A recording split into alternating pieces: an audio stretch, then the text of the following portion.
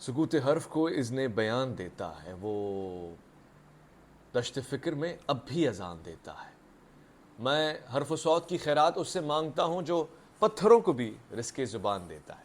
اس video بنانے کا ایک مقصد ہے، اور یہ پاکستان ہے کہ جہاں پہ اسلام کے نام پہ بننے والا ملک اب اسلام ہی کے نام پہ بننے والی مساجد کے قبضے کے اوپر لڑ رہا ہے۔ اس ویڈیو کو آپ غور سے دیکھیے گا۔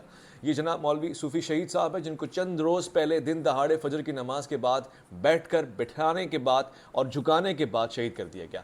یوں تو ظاہراً انہوں نے اپنے آپ کو نیچے جھکایا، مگر اپنے افکار کو نیچے نہیں جھکنے دیا۔ یہ کسی مسجد میں اپنی ذمہ داریاں ادا کر رہے تھے جہاں سے ان کو ہٹ جانے کا کہا گیا۔ مجھے اس کی تفصیلات معلوم کرنے کے بعد یہ معلوم ہوا کہ ایک کوئی خاص طبقہ، میں اس کو مکتب فکر نہیں کہوں گا، نہ یہاں مکتب ہے اور یہاں فکر ہے کہ جہاں فکر قبضہ گروپ بن جائے۔ یہ چند لوگ ہیں، مسلمانوں کا ایک ٹولہ ہے جو مسجدوں کے اوپر قبضہ کرنے کی جنگ لڑ رہا ہے۔ لہٰذا جس مسجد میں صوفی صاحب اور ان کے لوگ تھے وہاں سے ان کو ہٹ جانے کا حکم آیا۔ 19 مارچ کے قریب ایف آئی آر بھی کٹی ہے، جس میں چند لوگوں نے اپنے انداز میں دھمکیاں دی اور انہوں نے اس دھمکی کا اظہار بھی کیا۔ یہ کوئی پہلا واقعہ نہیں ہے۔ کراچی میں مساجد کے اوپر اپنی نوعیت کی جنگ چل رہی ہے، اور میں بغیر کسی فرقے کا نام لیے یہ بات کہنا چاہتا ہوں کہ ہر کوئی اپنے فرقے کو، اپنی مسجد کو اور اپنے فرقے والی مسجد کو مضبوط بنانے کے لیے نہیں چاہتا کہ دوسرے فرقے کا آدمی اس کی مسجد میں آ کے نماز پڑھے، یہ بھی نہیں چاہتا کہ اس کی ٹھیکیداری کو کوئی اور سنبھالے۔ یعنی مساجد اب اللہ کے لیے نہیں ہے، مساجد مولوی صاحب کی ہیں، اور وہ مسجد مولوی صاحب کا ٹھکانہ اور اس کے ٹھیکیدار ہیں۔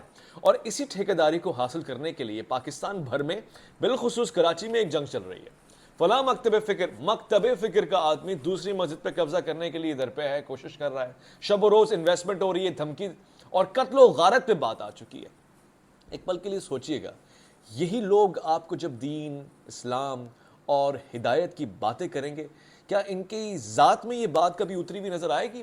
کیا ایسی مسجد میں آپ بیٹھ کر دین، ایمان، تبلیغ اور اچھی باتوں کو سننا پسند کریں گے؟ کیا ان میں کوئی تاثیر ہوگی کہ جہاں قبضے کے اوپر جانوں کا نذرانہ پیش کر دیا گیا ہوگا؟ کہ یہ مسجد کو خود اللہ کا گھر سمجھتے ہوں گے؟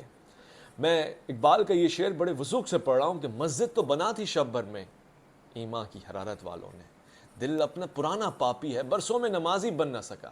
یہ وہ نمازی نہیں ہے جو صاحب اوصاف تھے، یہ وہ لوگ ہیں جن کو مسجد ایک ٹھیکہ نظر آتی ہے اور جن کے باپ داداؤں نے ٹھیکیداری کی ہے یا غلامی کی ہے۔